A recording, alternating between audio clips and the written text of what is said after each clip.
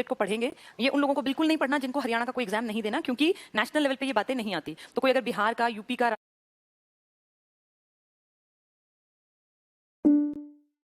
राजस्थान का कोई ऐसा बच्चा हमारे साथ जुड़ा है, झारखंड का, एमपी का, महाराष्ट्र का, जिसको हरियाणा का कोई एग्जाम नहीं देना, ये क्लास उसके लिए काम की नहीं है। इसी टाइम पर पैरेलल में न्यू जनरल में करंट अफेयर्स की क्लास चल रही है, जिसको हरियाणा का कोई पेपर नहीं देना कभी भी, वो वहां मूव कर जाना, उसको करंट अफेयर्स जरूर काम आएगा किसी ना किसी एग्जाम में। और जो बाकी लोग हैं जिनको हरियाणा का कोई भी एग्जाम देना है, एचएसएससी का या एस्टैट का, उनके लिए ये बैच है। ठीक है, आप नए हैं, पुराने हैं, आपने स्पेशल एस्टैट के लिए एडमिशन लिया या स्पेशल हरियाणा जीके के लिए, हरियाणा जीके एक जैसी ही होती है, वो बदल बदल के नहीं पढ़ सकते कि एस्टैट को अलग पढ़ाएंगे या जो अपना एचएसएससी इसको अलग, सेम आएगा सब कुछ। तो हमने कल हरियाणा के बारे में थोड़ी सी बातचीत की थी कि हरियाणा कैसे है, कैसे बना, हरियाणा किससे अलग हुआ, पंजाब से। पंजाबी सूबे की मांग भी लगातार जोर पकड़ती गई और हरियाणा वालों ने भी कहा कि हमारे बच्चों को स्कूलों में हम हरियाणवी क्यों, ये पंजाबी भाषा क्यों सिखाएं। धीरे धीरे धीरे करके एक ऐसा आंदोलन उठ खड़ा हुआ जिसको दबाना मुश्किल दिखा सरकार को, या नामुमकिन मान लीजिए। और यही कारण था कि सरदार हुकुम सिंह को संसदीय समिति का हेड बनाया गया और उस समिति ने सिफारिश दी कि अब कोई ऑप्शन नहीं है, हमें हरियाणा क्रिएट करना पड़ेगा। कौन बनाएगा, इसके डिसीजन के लिए जेसी शाह आयोग का गठन किया गया। वो एक जस्टिस रहे हैं, एक न्यायमूर्ति रहे हैं, वहां से वो और उनके साथ दो और आदमी, एम फिलिप और एक एस दत्त थे, जिनके कारण ये जो अपना ये था हरियाणा,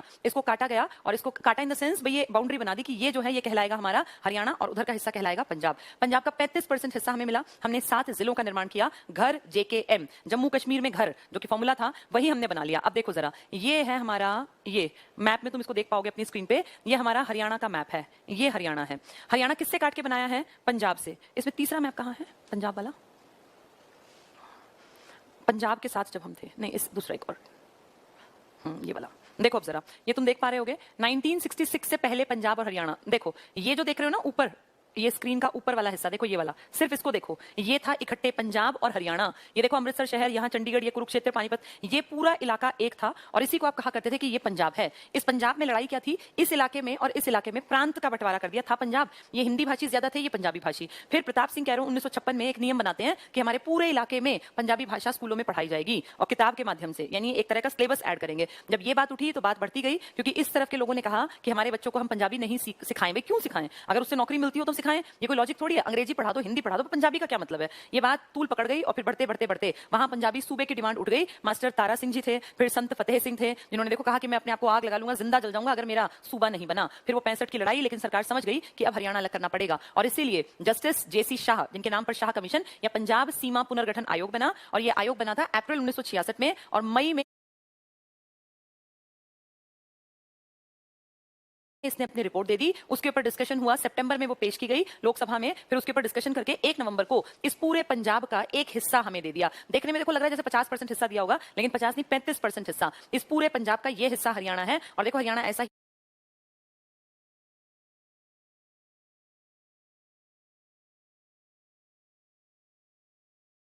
हरियाणा, पंजाब से कट गया हरियाणा। अब एक बार देखो बोर्ड पर ही चंडीगढ़ की लोकेशन देखो, चंडीगढ़ पहले पंजाब का पार्ट था क्योंकि हरियाणा भी उसी में था। जब ये पंजाब और हरियाणा अलग अलग हुए तो ये बात उठी कि चंडीगढ़ पे किसका कब्जा होगा, क्योंकि चंडीगढ़ द सिटी ब्यूटीफुल, एक बहुत तरकीब से सोच समझ के प्लान्ड तरीके से बसाया गया शहर, जिसकी अपनी खूबसूरती के कारण दुनिया जहां से लोग इसको देखने आते हैं। और एक एग्जाम्पल है ये दुनिया के सामने कि कितने खूबसूरत शहर बसाए जा सकते हैं। 97% आबादी यहाँ शहरी है, हार्डली 2.5% के आसपास की आबादी ग्रामीण है। बहुत ज्यादा सुविधाएं, बहुत सिस्टमैटिक तरीके से, प्लान तरीके से सड़कें और सब कुछ प्लान करके तब ये बनाया गया, बसाया गया। तो चंडीगढ़ पे कब्जा हरियाणा भी चाहता था, पंजाब भी। इसीलिए जिस दिन हरियाणा का जन्म हुआ, हरियाणा का उदय हुआ, सेम डे पंजाब से अलग कर दिया चंडीगढ़ को। जगह तो वही रही, लेकिन ये कह दिया ना पंजाब का ना हरियाणा का, क्योंकि चंडीगढ़ अब के बाद यूनियन टेरिटरी है। 1 नवंबर 1966 से चंडीगढ़ जो है ये यूनियन टेरिटरी के रूप में काम कर रहा है। यहाँ पे कामकाज कहने को केंद्र शासित है, लेकिन इसका प्रशासक वही होता है जो पंजाब का भी हेड होता है। तो ज्यादा असर देखें तो दोनों का ही फायदा है, अच्छी बात है। दोनों की साझी राजधानी चंडीगढ़ में है। चंडीगढ़ और पंचकुला एक रोड है, बस रोड, चंडीगढ़ और पंचकुला एक रोड है, रोड के इस तरफ पंचकुला, ये चंडीगढ़, लगभग मिलता पार्ट है। यही कारण है कि हरियाणा सरकार के कई बड़े बड़े दफ्तर आपको पंचकुला में पढ़ने को मिलेंगे। पंचकुला भी बहुत सुंदर और तरीके से बसाया गया शहर है, लेकिन हाँ चंडीगढ़ की एक अलग ही शानो शौकत थी, इसलिए चंडीगढ़ को राजधानी से हमने छोड़ा नहीं। और चंडीगढ़ में हमारा हाईकोर्ट है, हमारा भी और पंजाब का भी, और चंडीगढ़ के मामले भी वहीं देखे जाते हैं। ठीक है, तो अब ये हमारा पुराना जो था, अब ये देखो ये है हमारा प्रेजेंट का हरियाणा, ये आपके प्रेजेंट का हरियाणा है। अगर मैं इसको छोटा करूं तो ये आपको दिख रहा होगा, यहाँ पंचकुला से देखो, पंचकुला यहाँ से लेके यहाँ, ये एंड जो दिख रहा है ना, ये मेवात का लास्ट बिंदु है और स्टार्टिंग का बिंदु देखे तो पंचकुला में है। पंचकुला सबसे ऊपर का एरिया टच करता है और सबसे दक्षिणतम बिंदु हमारा है मेवात का। तो सबसे ऊपर जो है ना, जो गांव स्थित है वो है शाहबाद, और जो सबसे नीचे शाहपुर, और जो सबसे नीचे है वो है दोहा। सबसे दक्षिणतम गांव है दोहा और सबसे ऊपर है शाहपुर। और जो सबसे पूर्वी इस तरफ पूर्व दिशा होती है ना, सबसे पूर्वी इलाका है यमुनानगर का ये पॉइंट। देखो सबसे ज्यादा पूर्वी मतलब इधर निकलता हुआ सबसे ज्यादा निकलता है यमुनानगर का ये पॉइंट है। और यहाँ पे ताजेवाला आपने सुना होगा, ताजेवाला बांध भी फेमस था, ताजेवाला डैम। तो ताजेवाला जो गांव है वो सबसे पूर्व का गांव है। और सबसे पश्चिम का गांव अगर देखें तो यहाँ इस इलाके में पड़ेगा, सिरसा के इस पॉइंट पर। और फेमस गांव है आपके डिप्टी सीएम चौटाला को बिलोंग करते हैं, वही हरियाणा का पश्चिम, सबसे पश्चिम का बिंदु है। तो चार इंपॉर्टेंट बातें, सबसे ऊपर पंचकुला का शाहपुर, सबसे नीचे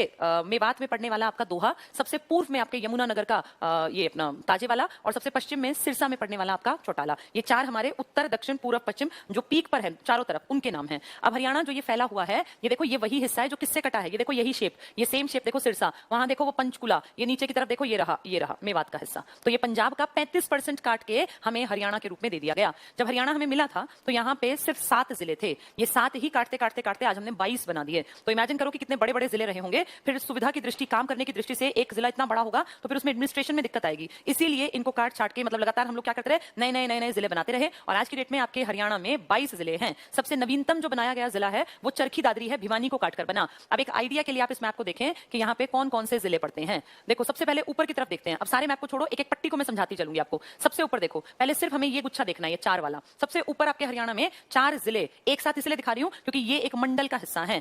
पूरे राज्य को जिलों में डिवाइड किया, वो जिले 4-4, 3-3, 2-2 जैसे ऐसे बन पड़े, एक मंडल बना दिया, डिवीजन। जो ये 22 जिले हैं ना, इन 22 को संभालता है हर एक राज्य, हर एक जिले में आपके में डीसी बैठा है। कोई जिला आपका बिना डीसी के नहीं है। डीसी समझते हो, डिस्ट्रिक्ट कलेक्टर, यानी आपके राज्य का आईएएस, आपके जिले का आईएएस अधिकारी। पूरे देश के टॉपर स्टूडेंट्स जो क्रीम होती है दिमाग से और पर्सनालिटी और इंटरव्यू और सब कुछ फेस करके आती है, ऐसे 22 लोगों को हरियाणा राज्य में पहुंचाया गया। और वो 22 के 22 आईएएस जो हैं आपके हर एक जिले में हेड बन के बैठ गए। डीसी होता है डिस्ट्रिक्ट कलेक्टर, यानी वो सारी चीजों का ध्यान रखता है आपके जिले में। आपके जिले में अगर किसी गांव में दिक्कत है तो भी डीसी को एप्लीकेशन जाती है। आपके जिले में अगर किसी शहर के किसी एरिया में दिक्कत है, किसी कॉलोनी में, तो वो भी देखो डीसी को एप्लीकेशन देके आते हैं। यानी डीसी की जिम्मेदारी है अपने अपने जिले की केयर करना। तो 22 जिले हैं तो 22 डीसी हो गए। फिर क्या किया, फिर कई कई जिलों को जोड़ के इकट्ठे मंडल बना दिए, डिवीजन। पहले हरियाणा के 4 मंडल थे, आज की डेट में आपके राज्य में 6 मंडल हैं। तो एक एक मंडल में किसी में 4, किसी में 5, किसी में 4, किसी में 3, किसी में 3 ऐसे जिले डाल दिए। तो क्या करेगा मंडल, जैसे मान लीजिए मैंने एग्जांपल दिया, ये 4 देखते हैं, पंचकुला, अंबाला, यमुनानगर और कुरुक्षेत्र, 4 हैं ये चारों जिले हैं। तो चारों में डीसी बैठता होगा।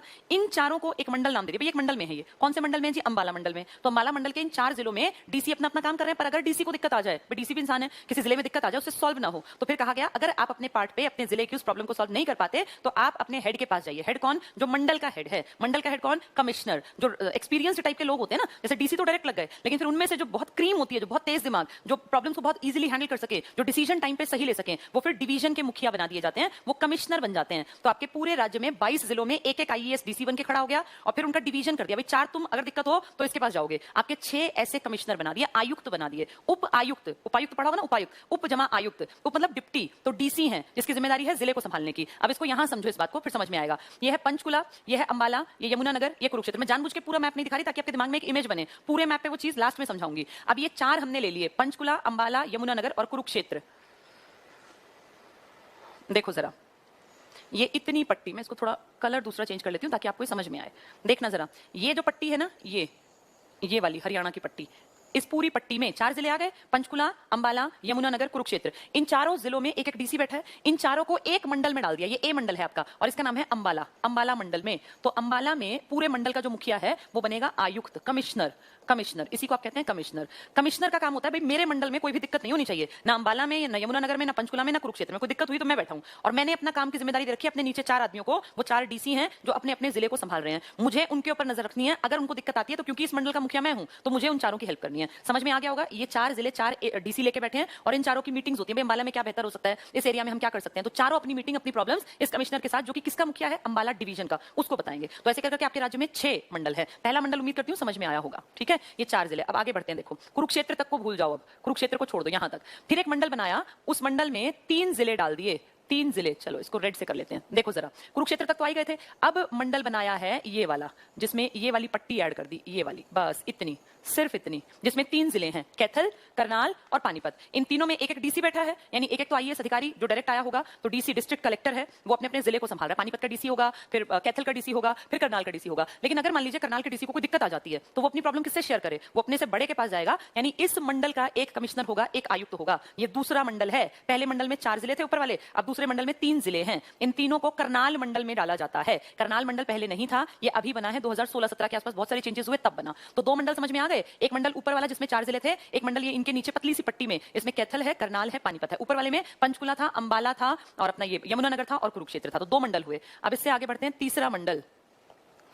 देखो तीसरे मंडल की बात कर लेते हैं, इसको हम ब्लू कलर से देखते हैं। ध्यान से देखो इसको बोर्ड पे। अब एक मंडल यहां से स्टार्ट हो गया इसकी सीमा से, और ये सारा फतेहाबाद, सिरसा सब कुछ कवर करेगा, पूरा हिसार को भी कवर करेगा। हिसार और जींद तक को कवर करके ये मान लो जहां पे इसकी सीमा थी, ये पूरा सबसे बड़ा मंडल एरिया वाइज क्षेत्रफल में। तो ये पूरा इलाका यानी सिरसा, फतेहाबाद, हिसार और जींद, इतना बड़ा इलाका, ये सब एक मंडल में आता है, सिर्फ एक मंडल में। ठीक है, और वो मंडल कौन सा है? हिसार मंडल। अब ये 6 मंडल कौन से पहले ये जान लो। GHAR, घर, KF, ये 6 मंडल हैं आपके। G मतलब है गुड़गांव मंडल, H मतलब है हिसार मंडल, A Ambala Mandal, R Rohtak Mandal, K Karnal मंडल और F मतलब फरीदाबाद मंडल। अभी तक आपने देखा अंबाला मंडल के 4 जिले, सबसे ऊपर क्या था? पंचकुला, फिर अंबाला, फिर यमुनानगर, फिर उन दोनों के नीचे था कुरुक्षेत्र, वो एक मंडल। उन चारों में एक एक DC बैठा है और उन चारों के ऊपर मुखिया के रूप में कमिश्नर बैठा है, आयुक्त बैठा है। फिर हमने देखा अंबाला के बाद अभी कौन सा मंडल देखा? हिसार मंडल। हिसार मंडल में 4 बहुत बड़े बड़े, जिनकी टेरिटरी, जिनका एरिया सबसे बड़ा है मंडलों में। इसमें क्या आएगा? सबसे इधर सिरसा, फिर फतेहाबाद, हिसार और जींद, ये 4। इन चारों में एक एक DC बैठा है अपने अपने जिले के लिए, और इन चारों का मुखिया के रूप में बैठा है आपका कोई कमिश्नर। ठीक है, ये 3 मंडल हुए। 3 मंडल के बाद देखो इसमें आगे बढ़ते हैं, चौथा मंडल। देखो बीच में चौथा मंडल है, कौन सा मंडल है बीच में? देखना, इसका कलर हम चेंज कर लेते हैं। चलिए देखो, चौथा मंडल स्टार्ट हो गया। सोनीपत से शुरू करें, क्योंकि वो जो ऊपर वाला था वो तो हम देख चुके, जींद वाला, और वो ये यहां से स्टार्ट हुआ और ये पूरा कवर करेगा इस पट्टी को, ये यहां तक। महेंद्रगढ़ से पहले यहां मुड़ गया, ये पूरा झज्जर तक को क्रॉस करेगा ये, और यहां से ये पूरा, ये रोहतक भी इसी में आ गया। सोनीपत इसने क्लोज कर लिया, यानी इस पूरे हिस्से में ये 5 जिले इसमें शामिल हैं। कौन कौन से? सोनीपत, रोहतक, भिवानी, चरखी दादरी, झज्जर, ये पूरी बेल्ट है। इस बेल्ट को आप कहते हैं, ये पूरा एक मंडल है। इस मंडल में सबसे ज्यादा 5 जिले हैं, GHAR, घर, JK, ये घर, KF, ये पढ़ा ना हमने अभी। तो ये जो रोहतक मंडल है ना, इसमें जिलों की संख्या सबसे ज्यादा है, 5। अगर एरिया देखें तो हिसार वाले का बड़ा था, लेकिन अगर कहें जिलों की संख्या के अनुसार सबसे बड़ा मंडल, तो आप टिक करेंगे ये वाला मंडल। क्यों? क्योंकि रोहतक मंडल में 5 जिले आ गए। रोहतक बिल्कुल टच करता है सोनीपत से, सोनीपत, रोहतक, ये भिवानी, भिवानी से ही काट के देखो ये बनाया है चरखी दादरी। चरखी दादरी बहुत पुराना जिला नहीं है, ये आपका बना है 16 नवंबर 2016 को, तो अभी बना है कुछ साल पहले, 3-4 साल पहले, तो सबसे नया है ये चरखी दादरी। ये पूरी पट्टी एक साथ आती है और ये मंडल कहलाता है रोहतक मंडल। तो रोहतक मंडल में सबसे ज्यादा जिले हैं संख्या के अनुसार 5। ठीक है, अगले मंडल देखो, अगला मंडल कौन सा है? देखो जरा, महेंद्रगढ़, इसी से स्टार्ट हो गया। महेंद्रगढ़ भी देखो कितना टुड़ा मुड़ा टाइप का है ये, फिर इसमें रेवाड़ी भी आ गया और फिर इसमें गुड़गांव भी आ गया। ये एक मंडल पूरा यहां से, ये जो इसकी बाउंड्री है, ये तीसरा, ये 5वां मंडल स्टार्ट हो गया ना। 1 2 3 4, चौथा मंडल एक बीच में भी था, 5वां। तो देखो इसमें इसकी पट्टी में गुड़गांव, गुड़गांव के बिल्कुल साथ लगता है रेवाड़ी, और रेवाड़ी के साथ सीमा लगती है महेंद्रगढ़ की। ये तीनों एक पट्टी में आ गए। ठीक है, इसके बाद लास्ट मंडल है आपका फरीदाबाद मंडल। फरीदाबाद मंडल में देखो कौन कौन आ गया, इसमें आपका आ गया फरीदाबाद, पलवल उसके नीचे, और बिल्कुल लास्ट तक जो पॉइंट चला गया आपका मेवात का, यहाँ ये आ गया आपका मंडल। ठीक है, तो इसमें भी 3 जिले, यानी अगर समझ में आ रहा है तुम्हारी में, तो जो सबसे पहली पट्टी थी उसमें 4 जिले थे। क्या नाम था उसका? घर, KF है ना हमारे पास, घर, KF। तो गुड़गांव वाली पट्टी में कितने हैं? 3, हिसार वाली पट्टी में 4, अंबाला वाली पट्टी में 4, रोहतक वाली में 5, करनाल वाली में 3, फरीदाबाद वाली में 3। तो ये कितने हो गए? 3 6 9, 9 और 8 17, और 5 कितने हुए? 22। यही आपके जिले हैं। अगर वो पूछे क्षेत्रफल में सबसे बड़ा मंडल कौन सा है, तो हिसार मंडल। लेकिन जिलों की संख्या के अनुसार सबसे बड़ा मंडल कौन सा है, तो 5 जिसमें है। किसमें थे 5? रोहतक में। बाकी देखो 3 3 3, ये हमें याद भी होंगे। गुड़गांव की पट्टी के 3 कौन कौन से थे? गुड़गांव, रेवाड़ी, महेंद्रगढ़, एक पूरी लाइन है। अगर दिमाग में मैप बैठ जाएगा ना, तो आप ये मान लो आपके लिए सिलेबस बहुत आसान होगा कवर करना। फिर चाहे आपको नदी पढ़नी पड़े, आपको कृषि मंडल पढ़ना पड़े, मिट्टी पढ़नी पड़े, वायु पढ़नी पड़े, तो बहुत आसान है। अब दिमाग में ये मैप होना चाहिए कि हरियाणा में 22 जिले हैं। इन 22 जिलों में सबसे ऊपर का पॉइंट पंचकुला टच करता है, सबसे नीचे का पॉइंट मेवात टच करता है, सबसे पूर्व की बात करें तो यमुनानगर, और सबसे पश्चिम में अगर जाएंगे तो चौटाला, जो कि सिरसा का पॉइंट है। हरियाणा के 6 मंडल हैं। घर, GHAR, घर, KF, KFC है ना, नॉन वेजिटेरियन से जुड़ा, तो उससे घर KF याद कर लो, अपने पढ़ने में तुम्हें आसान रहेगा। घर, ठीक है, घर KF का मतलब है GHAR। GHAR तो गुड़गांव, हिसार, अंबाला, रोहतक, और KF मतलब करनाल और फरीदाबाद। अब बहुत सारे लोग तो इसमें कंफ्यूजन में रहेंगे कि कल तो घर JKM बताया था, आज ये बता दिया। एक्चुअली ये देखो अब जरा, अब लगभग तुम्हें ये सारी बात समझ में आ जाएगी। अब अगर कोई तुमसे पूछे कि कितने मंडल हैं, तो पहली चीज 6, कौन कौन से? गुड़गांव, हिसार, अंबाला, रोहतक, करनाल और फरीदाबाद। तो सबसे ऊपर का मंडल कौन सा है? अंबाला मंडल। कौन कौन आता है उसमें? ये सबसे ऊपर पंचकुला, फिर अंबाला, फिर यमुनानगर, फिर कुरुक्षेत्र, 4 जिले आते हैं। उसके बाद एक छोटी सी पट्टी है साथ लगती, कैथल, करनाल और पानीपत की, दूसरा मंडल है करनाल मंडल। तीसरा मंडल बहुत बड़ा है, ये वाला एरिया बहुत बड़ा। नंबर ऑफ अगर डिस्ट्रिक्ट पूछे तो 4 ही है, जींद, हिसार, फतेहाबाद, सिरसा। उसके बाद एक मंडल है जो बीच में आपको 5 जिले लेके बैठा हुआ है, ये सोनीपत, रोहतक, चरखी दादरी, भिवानी और एक झज्जर। ये पांचों, फिर एक पट्टी नीचे है गुड़गांव की, गुड़गांव, रेवाड़ी और महेंद्रगढ़, फिर उसके भी नीचे है फरीदाबाद, पलवल और मेवात। तो इस तरह करके हमारे पास 22 जिले हैं, 6 मंडलों में विभाजित हैं। अब तुम्हें जिलों की थोड़ी थोड़ी लोकेशन समझ में आई होगी। एक दिन में मैं सोचा सब कुछ आ जाएगा, धीरे धीरे अंडरस्टैंडिंग बनती है। हाँ, आज थोड़े थोड़े मंडल अब दिमाग में बैठने लगेंगे। एक चीज और बहुत लोग गलती करते हैं, कुरुक्षेत्र, कैथल और करनाल उनको कभी याद नहीं होते। कुरुक्षेत्र के जो अपनी गीता का पाठ है कुरुक्षेत्र में ही तो दिया था। कुरुक्षेत्र हमारा तीर्थ राज है, 360 तीर्थ स्थल है कुरुक्षेत्र के आसपास, इसलिए कुरुक्षेत्र ऊपर है और उसके नीचे दो पांवों की तरह एक कैथल और एक करनाल है, इकट्ठे हैं ये। लेकिन कुरुक्षेत्र गिना जाता है ऊपर वाले मंडल में और कैथल, करनाल और ये पानीपत गिने जाते हैं अलग मंडल में। ये जो के की पट्टी देख रहे हो ना, ये वाली, ये के 3 के हैं ये। कुरुक्षेत्र, ब्लैक दिखेगा नहीं, चलो ये देखो, कुरुक्षेत्र, कैथल और करनाल, ये जो 3 इलाके हैं ना, ये सबसे ज्यादा गेहूं, ये आपका धान, चावल उत्पादक इलाका सबसे ज्यादा। इन तीनों इलाके में यानी के में चावल का प्रोडक्शन बहुत ज्यादा है आपके देश में। अगर हम हरियाणा की बात करें तो हरियाणा में तो खैर है ही बहुत ज्यादा। इसके अलावा जो ये वाली पट्टी है ना, ये वाली जो यमुना नदी के साथ साथ है, इस पट्टी में आपका गन्ने की खेती बहुत होती है, गन्ना, और सबसे ज्यादा गन्ने में आगे है आपका यमुना नगर। तो गन्ना यहाँ बहुत ज्यादा है तो पूरे हरियाणा में, लेकिन बेल्ट की बात करें तो गन्ना इस बेल्ट में है, यमुना वाली बेल्ट में। और अगर कहें चावल या धान तो आप के याद रखेंगे, करनाल, कैथल और कुरुक्षेत्र। और अगर पूछें कि आपसे कपास आपके राज्य में कहाँ है और गेहूं आपके राज्य में ज्यादा कहाँ है, वैसे तो पूरे राज्य में सोनीपत भी पैदा करता है, पानीपत भी, लेकिन ज्यादा की बात करें तो कपास और गेहूं में नंबर 1 ये वाली बेल्ट है, सिरसा वाली बेल्ट। तो ये मोटी मोटी सी बातें हैं। गेहूं की बात करें तो सिरसा तरफ दिमाग में बैठाना है, चावल धान की बात करें तो के की पट्टी, और अगर गन्ने की बात करें तो ये यमुना वाली पट्टी। ठीक है, चलिए आगे बढ़ते हैं। तो अब ये मैप तुम्हें थोड़ा थोड़ा सा समझ में आया होगा कि क्या कुछ कैसे है। अब वापस आते हैं, एक बार बोर्ड पे इन सबको देखते हैं। अब कोई तुमसे पूछे कि हरियाणा में कितने जिले हैं, तो हरियाणा में जिलों की संख्या हो गई 22 जिले। स्टार्टिंग में कितने जिले थे? 7 जिले। जब हरियाणा बना तो सिर्फ 7 जिले थे। कौन से 7 जिले थे ये 7 जिले थे घर JKM, GHAR, यानी गुड़गांव, हिसार, अंबाला, रोहतक, जो कि स्टार्टिंग के जिले भी हैं और आज आपके मंडल भी हैं। मंडल के फॉर्मूले में घर आता है तो घर। इसके अलावा JKM जम्मू कश्मीर में, ये हमने ट्रिक याद किया ताकि हमें दिक्कत ना पड़े। तो गुड़गांव, हिसार, अंबाला, रोहतक, जींद, करनाल और महेंद्रगढ़, ये 1 नवंबर 1966 को हमारे राज्य का हिस्सा थे। बस यही थे और कुछ नहीं, कोई सोनीपत नहीं, कोई पानीपत नहीं, कोई रेवाड़ी, कोई करनाल, कुरुक्षेत्र, कुछ नहीं था। सिर्फ हमें ये मिले थे। इनको काट काट के हमने बाकी सब जिले बना लिए। टाइम बीतता गया, हम जिलों की संख्या बढ़ाते गए जरूरत के अनुसार। इसके बाद ये पहली स्टेज थी। दूसरे स्टेप में हमारे 2 जिले हमने इन्हीं को काट के बनाए। ये जो हिसार देख रहे हो ना, ये बहुत बड़ा था, इसी में से काट के हमने फिर ढेर जिले बनाते चले गए। ऐसे ही हमारा जो ये के मतलब यहाँ क्या है, करनाल स्टार्टिंग से था, इसको काट के बनाया। कुरुक्षेत्र और कैथल बाद में बने हैं। ऐसे ही हमने रोहतक को कई बार इस तरह से डिवीजन कर करके ये हिस्सा। देखो यहाँ आपको सोनीपत नहीं दिख रहा, ना यहाँ भिवानी दिख रहा, ना यहाँ सिरसा दिख रहा। इससे अंदाजा लगाओ कि ये सब कटे हैं। अब तुम्हें पता कैसे चलेगा कौन किससे कटा? जिसकी लोकेशन जिसके पास है, कॉमन सेंस लगाना कि वो उसी में से काट के बनाया होगा। जैसे कोई तुमसे पूछे पंचकुला किससे काट के बनाया, तो पंचकुला गुड़गांव काट के तो नहीं बन सकता। इनमें से अपना दिमाग दौड़ाओ कि इनमें से बना होगा, क्योंकि स्टार्टिंग में बस यही थे। महेंद्रगढ़ से पंचकुला कैसे बन सकता है? हो ही नहीं सकता। के मतलब करनाल, एक है जींद से भी नहीं कटा, इससे भी नहीं। सबसे करीब कौन है पंचकुला के? अंबाला। तो इसका मतलब अंबाला जिले को काट के पंचकुला बनाया गया होगा, अंबाला को काट के ही यमुनानगर बनाया हो गया। इसको बोलते common sense, presence of mind. रटना नहीं है ये दिमाग दौड़ाना है कि अब आपको सारे जिले 22 की एक पट्टी आपको याद होनी चाहिए ताकि आप अंदाजा लगा पाओ कि किसमें से क्या कटा होगा। जींद किसमें से कटा होगा? जींद ऑलरेडी था। ये देखो ऐसे वो थोड़ा सा ना बहकाने के लिए, तुम्हें परेशान करने के लिए ऐसे कह सकते हैं। तो जींद तो ऑलरेडी था, जींद क्यों कटेगा? जींद इनफैक्ट सबसे कम काट छाट हुई, सबसे कम हिस्सा कटा है जींद का। जैसा था उसमें से लगभग वैसा कुछ हिस्सा बस कटा, ज्यादा नहीं काट छाट हुई। ठीक है, तो ये सबसे पहले थे। इसके बाद काफी सालों तक चलता रहा। फिर एक दिन 22 दिसंबर 1972 को इन्हीं को काट के 2 जिले और बना दिए। एक को नाम दे दिया सोनीपत और एक को नाम दे दिया भिवानी और सोनीपत। तो तुम देखो सोनीपत किसको काट के बन सकता है? इसमें कॉमन सेंस लगाओ। इसमें गुड़गांव, हिसार, अंबाला, रोहतक, जींद, करनाल और महेंद्रगढ़। तो रोहतक तुम्हें दिख रहा है ना, सोनीपत वाली पट्टी में ही है, तो ऑब्वियस सी बात है किसी से काट के बना होगा। ये 22 दिसंबर को बने। 1 साल लगेगा, लेकिन 1 महीना ही हुआ था क्योंकि दिसंबर चल रहा था। 23 जनवरी 1973 को बस देखो यहाँ डिजिट बदला, लग रहा है साल, लेकिन ध्यान से देखो 1 महीना ही हुआ है। ठीक 1 महीने बाद एक नया जिला बना दिया, जिसका नाम है, वो जो आपकी युद्ध स्थली रही है, कुरुक्षेत्र बना। इसके बाद 73 के बाद फिर दोबारा से जल्दी जरूरत पड़ती रही और नए नए जिले बनाते रहे। 1975 में 26 अगस्त 1975 को आपका एक नया, जो आज सबसे बड़ा जिला है सिरसा, एरिया वाइज ये बना। और कॉमन सेंस लगाओ, पूछे सिरसा किससे बना, तो अपने आप सोच लो सिरसा किस पट्टी में है, कहां से कट सकता है? सिरसा अंबाला से नहीं कट सकता, सिरसा जींद से नहीं कट सकता क्योंकि बिल्कुल एंड पे है। सिरसा के सबसे करीब हिसार रहा था ना, यानी हिसार की पट्टी जो है उसमें से काट के सिरसा बनाया गया। तो इन 7 में से ही बनेंगे सारे के सारे। सिरसा बन गया हमारा 1975 में। इसके बाद फिर कई साल तक चीजें ऐसी ही चली। क्या नंबर था अभी? 4th ना।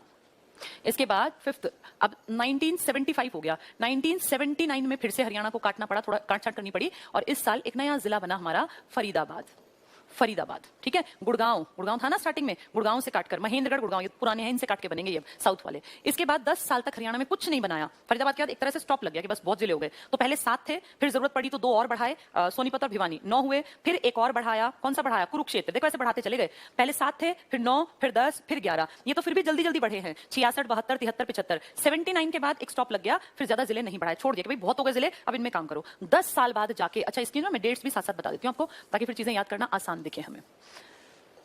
यहां फरीदाबाद, फरीदाबाद कब बना है? 1979 में, 15 अगस्त 1979 को फरीदाबाद बना। अब 10 साल तक सब चीजें रुक गई, कुछ भी चेंज नहीं किया। कहा कि पहले काम करो, जितने जिले हैं ना इनमें काम करो, सबने अपना बढ़िया कामकाज किया। इसके बाद फिर से 1979 के 10 साल बाद 1989 में 4 जिले बनेंगे। इसका फॉर्मूला है KRPY, ये 4 जिले हैं। अब के कौन? करनाल था, कुरुक्षेत्र बनाया, अब के से कैथल बच गया। के चावल की पट्टी वाले, धान वाले। तो अब यहाँ 4 जिले बने आपके, एक है कैथल, ये बहुत इंपॉर्टेंट है चारों, बहुतों को पता नहीं चलते, कई करनाल टिक करेंगे। करनाल स्टार्टिंग में था, कुरुक्षेत्र बना 1973 में, और कैथल बनेगा 1989 में। आर मतलब यहाँ है रेवाड़ी, ये बना। पी मतलब है यहाँ पानीपत, और वाई मतलब है आपका एक ही है, यमुना नगर।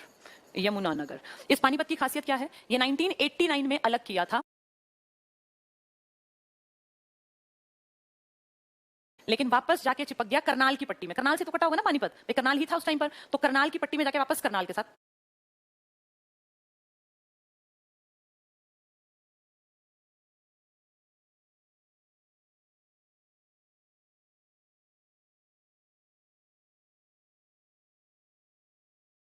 लेकिन वापस जाके चिपक गया करनाल की पट्टी में। करनाल से तो कटा होगा ना पानीपत, करनाल ही था उस टाइम पर, तो करनाल की पट्टी में जाके वापस करनाल के साथ मिक्स हो गया। बाद में फिर 1-2 साल बाद 1991 में वापस किया कि नहीं पानीपत का काम अलग से चलाना पड़ेगा, एक जिले के रूप में इसको मान्यता देनी पड़ेगी। पहले दी गई थी लेकिन वापस मिला। आज तक ऐसा नहीं हुआ। अगर कोई भी जिला नया बनता है ना, तो उस जिले के लोग, उस गांव के लोग जो जिले में पढ़ते हैं, बहुत खुश होते हैं कि हम भी एक जिले के। भाई जिले की इंपॉर्टेंस तो होती है, लेकिन पानीपत वो था जिसको काट के अलग किया गया था 1989 में, 1 नवंबर को वापस चिपक गया था करनाल के साथ। फिर वापस अलग किया 1991, इकलौता है आपके राज्य में। बाकी कोई ऐसा नहीं, एक बार हो गए तो हो गए, लेकिन पानीपत जाके करनाल में मिल गया था। ये 4 बने थे एक साथ 1 नवंबर 1989 को, कैथल, रेवाड़ी, पानीपत और यमुना नगर। इसके बाद 1989 के बाद फिर आगे बात बढ़ती है, और 1989 के बाद ये 7वें नंबर पर 1995 में जाएगा अब सीधे 1995। मैंने आपको डेट साथ साथ बताई है ना, पहले मैं यहां सन लिख देती हूँ। 1995 इसमें बनेगा आपका पंचकुला।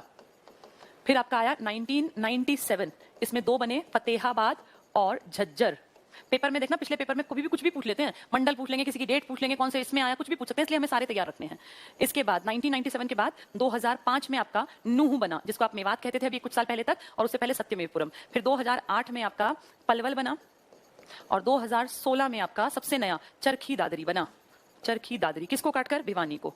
भिवानी जो रोहतक मंडल में है, ठीक है। तो ये 10वां, ये 11वां। जिले आपके 22 है क्योंकि एक साथ कई कई भी बने हैं। अब इनकी डेट देख लेते हैं। ये बना है 15 अगस्त 1995 को। फतेहाबाद और झज्जर बने हैं 15 जुलाई 1997 को। और ये जो मेवात है, नूह है, ये बना है 4 अप्रैल 2005 को। और पलवल आपका बना है 15 अगस्त 2008 को। और चरखी दादरी आपका बना है 16 नवंबर। कई किताबों में 1 दिसंबर लिखा है, कईयों में 18 सितंबर, वो पहले था। लेकिन अब अगर आप विकिपीडिया पे चेक करेंगे तो इसकी फाइनल डेट लिखी मिलेगी 16 नवंबर 2016, ठीक है। ये सारे के सारे जिले हो गए आपके जो स्टार्टिंग से अब तक बने हैं। कैसे हुए सारे एक बार देख लेते हैं। ये 7 थे, 9, 10, 11 के बाद 12, 13, 14, 15, 16, इसके बाद 17, 18, 19, 20, 21, 22 के 22 जिले आपके एक साथ हो गए। तो 1966 में इकट्ठे 7 थे, फिर 1989 में इकट्ठे 4 थे, अदरवाइज 1-1, 2-2 जरूरत के अनुसार बनते रहे। सबसे पहले 66 में घर JKM थे, 72 में सोनीपत और भिवानी बने, 73 में कुरुक्षेत्र बना, 75 में सिरसा बना, 79 में फरीदाबाद बना। फिर 10 साल का ब्रेक आया, फिर कृपा हुई, KRPY 4 जिले, फिर 95 में पंचकुला, 97 में फतेहाबाद और झज्जर,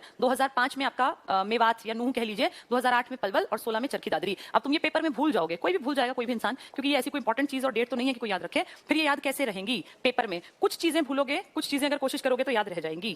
अब देखो इनको याद करने का तरीका, जैसे मैंने भी ये हरियाणा जी की मैंने भी नहीं पढ़ी थी, मैंने भी कुछ साल पहले ही पढ़ी है, कुछ साल पहले इसको जाना, क्योंकि पहले इसकी जरूरत नहीं थी। हर चीज जरूरत के अनुसार होती है ना। अब हरियाणा जी की जरूरत है, हरियाणा में पेपर पास करना है तो हरियाणा जी के सीखनी पड़ेगी, एक बेस और फिर उसके बाद एडवांस हाई लेवल पे। तो देखो अब जरा, घर JKM में किसी को कोई डाउट नहीं है। गुड़गांव, हिसार, अंबाला, रोहतक, जींद, करनाल, महेंद्रगढ़। करनाल दुखी ना करे, कैथल, कुरुक्षेत्र बाद में आएंगे, करनाल पहले का है, जे मतलब जींद। इसके बाद 22 दिसंबर सबसे छोटा दिन होता है हमारा उत्तरी उत्तरी गोलार्ध का 22 दिसंबर। 21 जून सबसे लंबा होता है ना उत्तरी गोलार्ध में, उल्टा करते हैं तो दक्षिणी गोलार्ध का सबसे लंबा दिन है 22 दिसंबर। जिस दिन ये था उस दिन हमारे दो जिले बने, सोनीपत और भिवानी। फिर इसके ठीक एक महीने एक दिन बाद कुरुक्षेत्र बन गया जो रणभूमि है। सिरसा बना है 1975 में। ये डेट कैसे याद रहेगी? सिरसा जिस दिन आजादी होती है उसके 11 दिन बाद बना। मैंने खुद तो ऐसे ही याद किया था कि सिरसा आजादी के 11 दिन बाद। तो आजादी कब की आपकी? 15 अगस्त की, तो 26 अगस्त को बना सिरसा। पहले 1 नवंबर 1966, फिर 22 दिसंबर, फिर एक महीना बढ़ा दो 23 जनवरी 1900, साल एक बढ़ा देना 73, वो 22 दिसंबर 72 था। फिर सिरसा में एक जो आपका इंडिपेंडेंस डे है ना, इसमें 11 दिन जोड़ दो, 26 अगस्त 1975। सन बार बार पढ़ने पड़ेंगे तभी याद होंगे।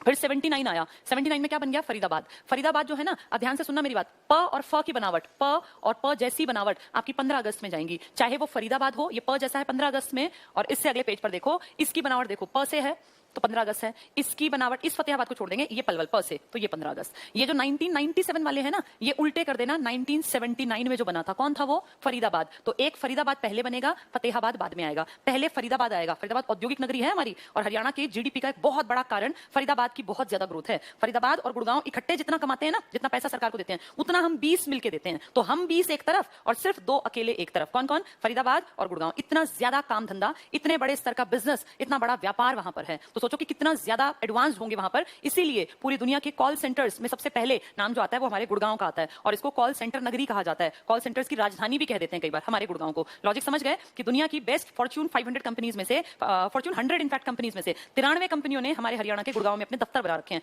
इतना ज्यादा जाल फैला हुआ है पूरी दुनिया की बेस्ट कंपनीज का। कोई ऐसा बड़ा देश नहीं है जिसका दफ्तर हमारे गुड़गांव में ना हो। तो गुड़गांव अपने आप में एक ऐसा शहर है जो काबिले तारीफ भी है, और दुनिया की नजरें जिस इलाके पर हैं वो है हरियाणा का गुड़गांव। और हमने उसको अपने देश से पैसा लेके नहीं, अपने हरियाणा का पैसा लगा के स्मार्ट सिटी बना रखा है। देखने लायक है, जिसको असली गुड़गांव कहते हैं। एक तो पिछड़ा हुआ टाइप का है, एक है मेन गुड़गांव जो पूरी साइबर सिटी है ना, वो लगता है कई बार कि कहीं विदेश में घूम रहे हैं, वो है गुड़गांव। तो ये गुड़गांव जो है, ये क्यों बातचीत हो रही है, गुड़गांव फरीदाबाद को रिलेट करके बता रही थी। तो फरीदाबाद पहले बना और फतेहाबाद उल्टा कर दो 97, तब बना फतेहाबाद और झज्जर, FJ। फरीदाबाद 79 में पहले, फतेहाबाद 97 में, फतेहाबाद और झज्जर, FJ। ठीक है। अब देखो 15 अगस्त में आया पंचकुला और फरीदाबाद और पलवल। जो ये FJ हैं, ये इससे पिछले पेज पे चलते हैं वापस डेट्स पे कि कैसे याद होंगी। तो फरीदाबाद 15 अगस्त, इससे पहली डेट हमें याद हो गया ना, ये वाला पेज। 1 नवंबर, 22 दिसंबर, 23 जनवरी 1972-73, और फिर सिरसा 11 दिन बाद। तो कब आएगा? 26 अगस्त 1975। नेक्स्ट पे हम आ गए 79 में, 97 और 79, FF। पहले फरीदाबाद, फिर फतेहाबाद और झज्जर, ये भी 15 अगस्त। कृपा हुई हमारे ऊपर, और जिस दिन हम पहले बने थे एक साथ 7, उसी दिन सेम डे 4 इकट्ठे बने, KRPY। वैसे भी